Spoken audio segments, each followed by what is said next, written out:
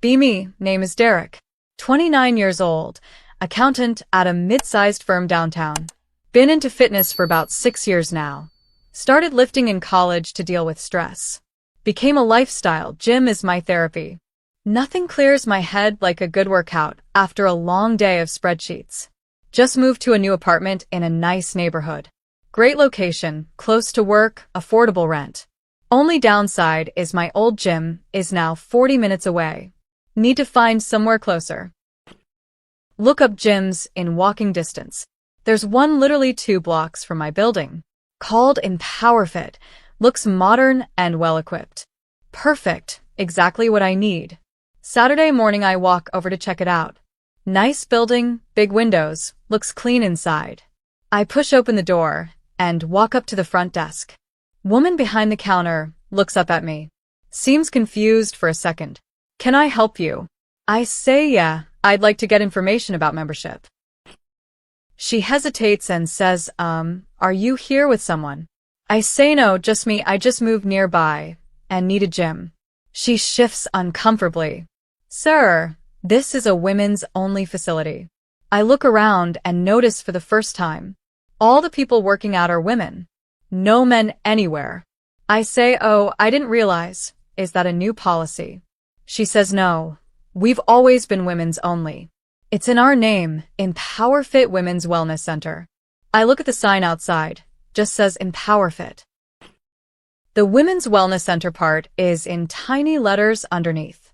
Easy to miss. I apologize for the confusion and leave. Walk home feeling a bit embarrassed. Should have done more research. But also feeling something else. A little annoyed. There's no men's only gym anywhere nearby. If there was, it would probably be shut down immediately. But women's only is fine apparently. I push the thought aside and look for other options. Next closest gym is 25 minutes away. Not ideal, but workable. I sign up there and get back to my routine. Couple weeks later, I'm grabbing coffee with my buddy Travis. He lives in the same neighborhood, works in IT. I mention the EmpowerFit situation, mostly as a funny story. He doesn't laugh. Says that place has been controversial for a while. Apparently the owner is pretty extreme. Her name is Sandra, 45, opened the gym 5 years ago. Very vocal about creating spaces free from male gaze. Has given interviews about how men in gyms make women uncomfortable. How women can't truly be empowered with men around. Travis pulls up an article on his phone. Sandra is quoted saying men have every other space in the world. Women deserve one place where they can exist without male presence. I read it, and something bothers me. I get that some women feel uncomfortable around men at the gym. That's valid. Everyone has their preferences. But legally, can you just ban half the population? Isn't that discrimination? Travis shrugs and says nobody's challenged it. Most guys just go somewhere else. Not worth the hassle. I nod, and we change the subject. But the thought stays with me. Next few weeks, I do some research. Look up laws about gender discrimination in public accommodations. Turns out it's complicated. Private clubs can restrict membership however they want. But businesses open to the public have different rules. Depends on state law and how the business is classified. I look up EmpowerFit's business registration. They're registered as a standard fitness center, not a private club, which means they're technically a public accommodation, subject to anti-discrimination laws. I bring this up to Travis next time we hang out. He's intrigued. Says his girlfriend actually wants to join that gym, but she thinks the whole vibe is too extreme. Too much ideology, not enough actual fitness. She'd prefer a normal co-ed gym closer to home. I mention that legally, they might not be able to exclude men. Travis gets a gleam in his eye. Dude, you should test it. I say, what do you mean? He says apply for membership formally. If they reject you, you have grounds for a discrimination complaint. I think about it for a few days. Part of me doesn't want the hassle. Just go to the other gym, live your life. But another part is bothered by the principle. If a gym banned women, there would be outrage. Lawsuits, protests, news coverage. But banning men is empowering apparently. The double standard irritates me. I decide to do something about it. Not to be a jerk, not to invade women's spaces, but to challenge the legal inconsistency. Monday afternoon I walk back into EmpowerFit. Same woman at the front desk, her name tag says Melissa. She recognizes me and tenses up. I say hi, I'd like to apply for membership. She says, sir, I told you before, this is a women's only facility. I say I understand that's your policy, but I'd like to formally apply and receive a formal response to my application. She doesn't know what to do. Says she needs to get her manager. Disappears into the back. Few minutes later a woman comes out. Older, fit, intense energy. This must be Sandra, the owner. She looks me up and down. Sir, can I help you? I say yes. I'd like to apply for membership. She says this is a women's only gym. We don't accept male members. I say I understand, but I'm formally requesting to apply. I'd like a written response to my application. She crosses her arms. Why are you doing this? I say because I live 2 blocks away, and this is the closest gym. I'd like to work out here. She says there are other gyms that accept men. I say there are also other gyms that accept women. But you chose to open here. She's getting angry. This is a safe space for women. Your presence would undermine everything we've built. I stay calm. I'm just asking to use the treadmill and lift weights. Same as anyone else. She says men have every other gym in the city. Women deserve one space of their own. I say I'm not arguing philosophy. I'm making a membership request. Will you accept my application or not? She stares at me for a long moment, then says no, we will not accept you. This is a women's only facility, and that's final. I say, can I get that in writing, please? She says, absolutely not. I say, okay, thank you for your time. I leave and immediately write down everything that happened. Date, time, names, exact quotes. Then I contact a lawyer. Guy named Richard, specializes in discrimination cases. I explain the situation. He's interested immediately. Says women's only gyms exist in a legal gray area. Most never get challenged because men don't bother. But if they're registered as public accommodations, they're potentially violating anti-discrimination laws. He agrees to take my case. We file a formal complaint with the State Civil Rights Commission. Also send a letter to EmpowerFit requesting reconsideration. Sandra responds through her lawyer. Says EmpowerFit is a private women's wellness club, not subject to public accommodation laws. Richard points out their business registration says otherwise. They're registered as a fitness center, not a private club. They advertise publicly, accept walk-in memberships. That makes them a public accommodation. Back and forth continues for a few weeks. Meanwhile, word gets out about my complaint. A local news picks up the story. Man challenges women's only gym policy. Sandra gives interviews calling me a misogynist. Says I'm trying to destroy safe spaces for women. Says men like me are why women need separate spaces. I decline most interview requests. Don't want to make this about me personally. Just want the legal question answered. Comments online are split. Some people support me, say discrimination is discrimination. Others call me a men's rights extremist. Say I should just go to another gym. I try to ignore the noise. Focus on the legal process. 3 months later, the Civil Rights Commission rules. EmpowerFit violated state anti-discrimination law. As a public accommodation, they cannot exclude based on gender. They're ordered to either change their policy or reclassify as a private club. Reclassifying as a private club has major implications. Lose certain tax benefits. Can't advertise publicly. Membership becomes invitation only. Sandra is furious. Gives more interviews about how the patriarchy won. How men couldn't stand women having one space. How this proves we live in a sexist society. I still stay quiet. The legal ruling speaks for itself. EmpowerFit has 60 days to comply. Sandra announces they'll remain a public gym, but will accept male members under protest. She makes a big show of it. Posts online about how men force their way in. How women's safety is now compromised. Her followers are outraged. Call for boycotts of businesses that supported me, even though no businesses were involved. Just me and a lawyer. Day 1 of the new policy. I walk into EmpowerFit as a paying member. Melissa at the front desk looks miserable. Processes my membership without making eye contact. I say thank you and head to the weight room. The looks I get could kill. Women staring, whispering to each other. Some deliberately move away when I approach equipment. Others take photos of me, probably for social media. I ignore all of it. Just put in my earbuds and do my workout. I'm not here to make a statement. I'm here to exercise. First week is rough. Constant hostile glares.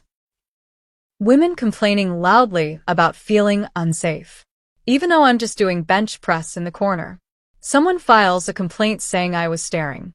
I wasn't, I was watching the TV above the mirrors.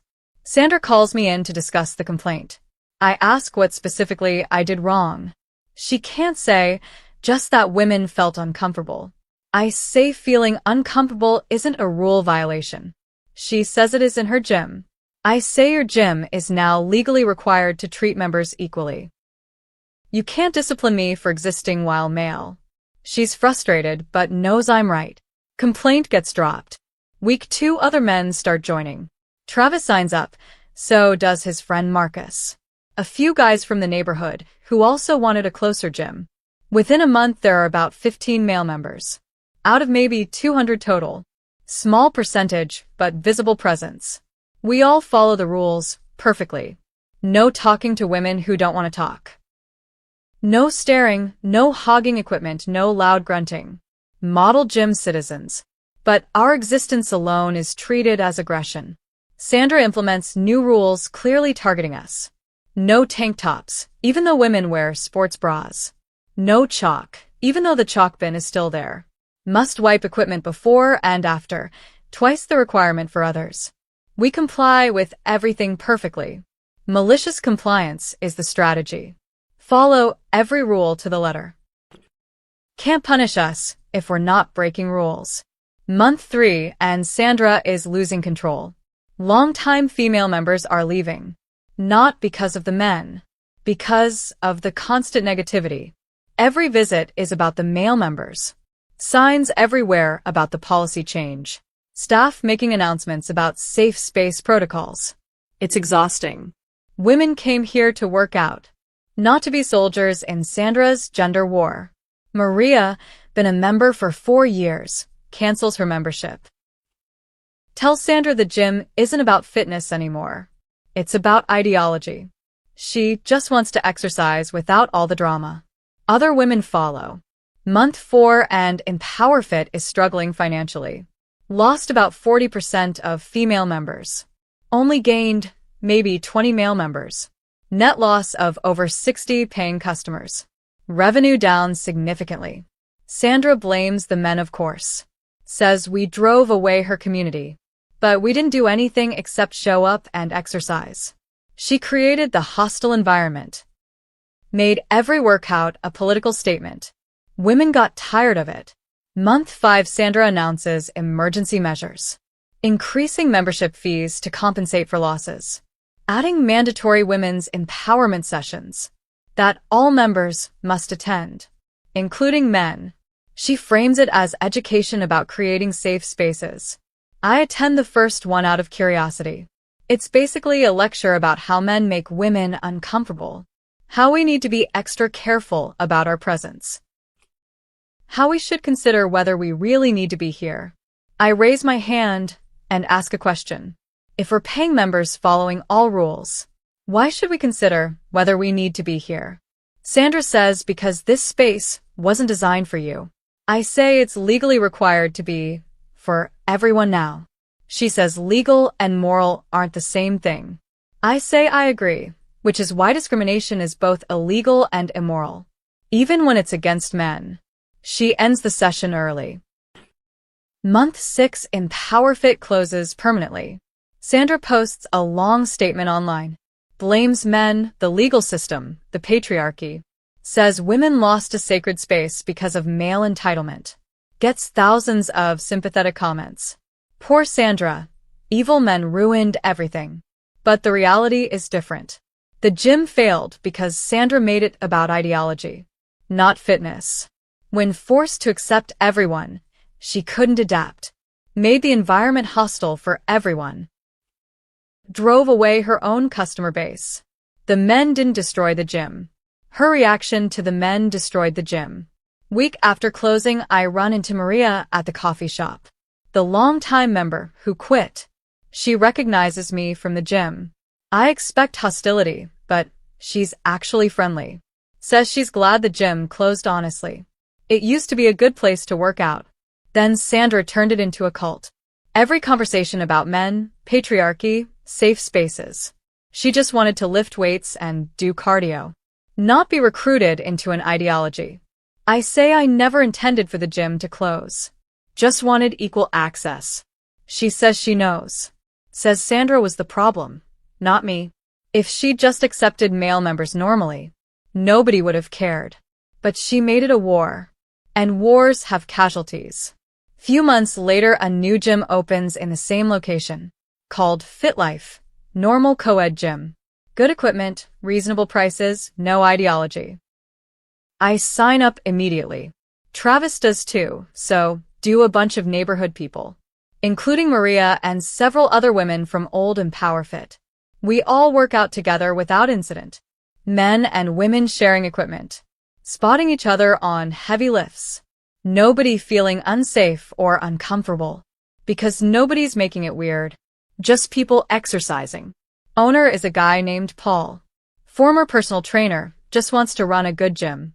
Doesn't care about gender politics. Cares about clean equipment and happy members. That's how it should be.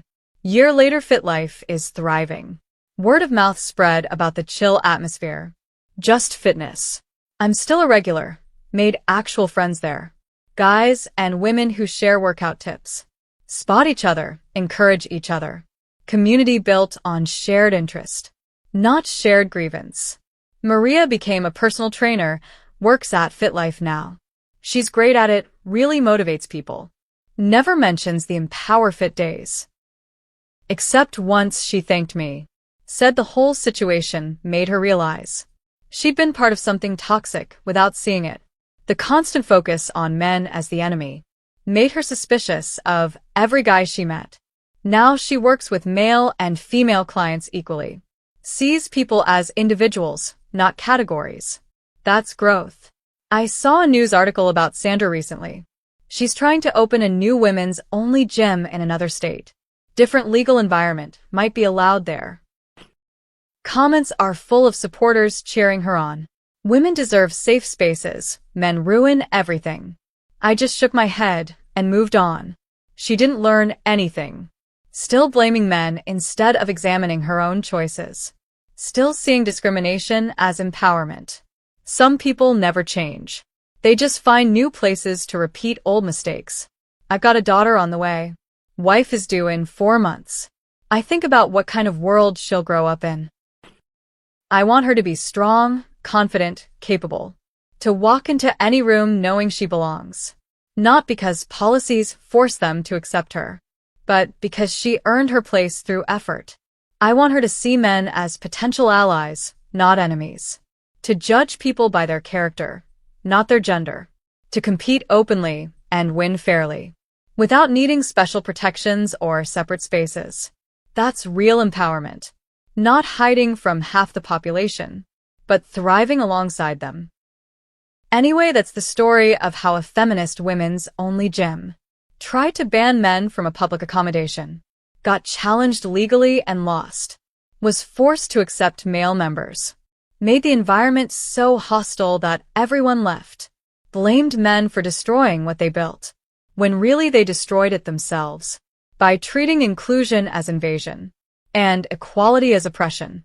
The gym didn't fail because men joined. It failed because one woman couldn't accept. That discrimination is wrong even when you agree with it. That safe spaces aren't safe when they exclude half of humanity. That empowerment built on exclusion isn't empowerment. It's just segregation with better marketing. True strength doesn't need protection from the presence of others. It thrives in open competition, in shared spaces where everyone has equal access. That's not patriarchy. That's just fairness.